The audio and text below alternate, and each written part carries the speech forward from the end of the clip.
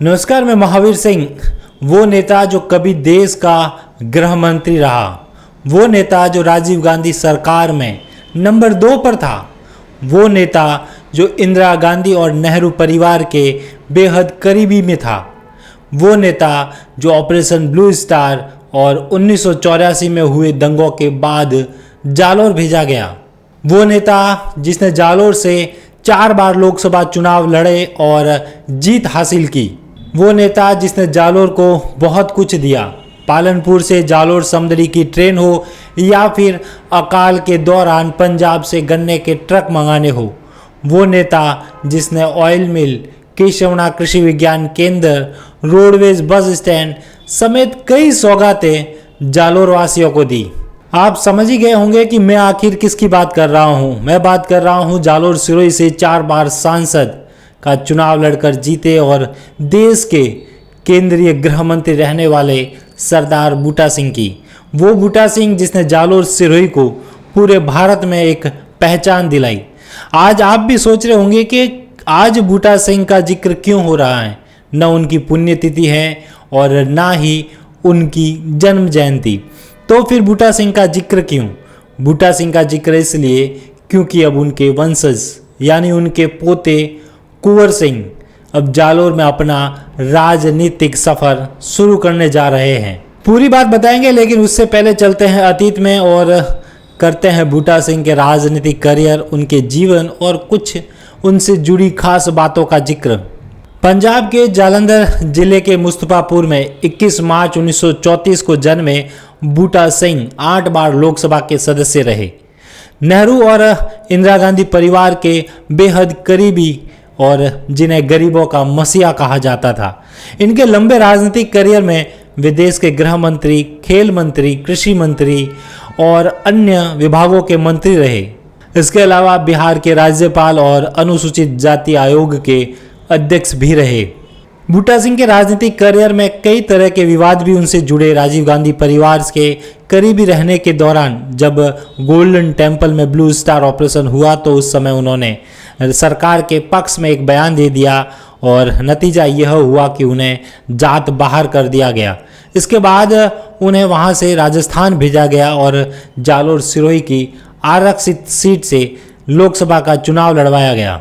कहा यह भी जाता है कि जब उन्हें जात बाहर किया गया तब उन्होंने इस प्रायश्चित के लिए जो गुरुद्वारे हैं उनके बाहर उन्होंने झाड़ू तक लगाया और वहां के लोग जो आते हैं उनके जूते तक साफ किए। एक रिपोर्ट यह भी कहती है कि बूटा सिंह ने ये जो कुछ किया था वो उन्होंने उस जात बाहर की सजा के रूप में किया था। इसके अलावा 1998 में वाजपेयी की सरकार में भी उन पर झारखंड के एक रिश्वत कांड में आरोप लगे और उन्हें 1 साल के भीतर ही अपने मंत्री पद से इस्तीफा देना पड़ा। सोनिया गांधी जब कांग्रेस की अध्यक्ष बनी तो एक बार फिर बूटा सिंह को कांग्रेस में जगह दी गई और उन्हें बिहार का राज्यपाल बनाया गया, लेकिन यहाँ पर भी कुछ विवाद हुआ और उन्हें बिहार के राज्यपाल का पद भी छोड़ना पड़ा।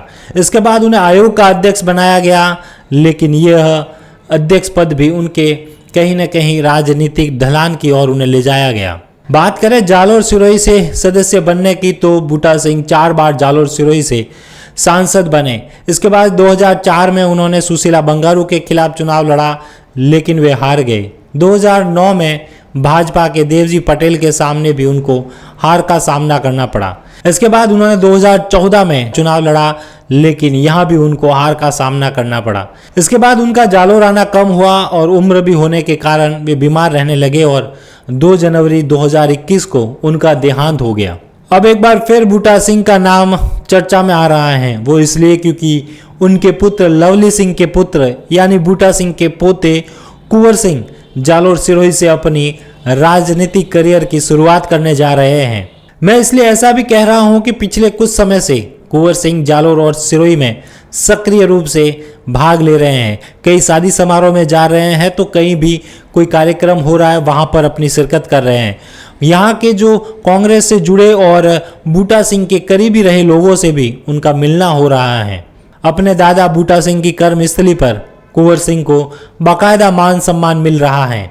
अब अगले साल विधानसभा चुनाव है और हो सकता है वे जालोर की आरक्षित सीट पर चुनाव लड़ें या फिर उसके बाद आने वाले लोकसभा चुनाव में अपनी राजनीतिक करियर को वो शुरू कर सकते हैं।